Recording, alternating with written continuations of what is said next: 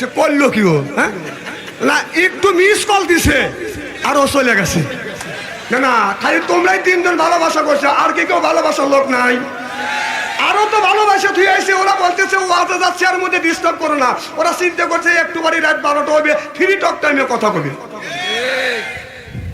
প্রীতির জ্বালা মোবাইলের মেলা, এখন আর চিঠি লেখা লাগে না। আসলে সারা রাত জাগিয়ে ফোনে কথা বলিয়ে লেখা পড়াইয়া ছেলে ভালো লাগে না। হায় হায়, লেখা পড়া আমি আর ভালো লাগে না। মোবাইল ফোন আসিল কি দোলা লাগিল, ফজরের ঘুম তো পড়লার বাংলো না।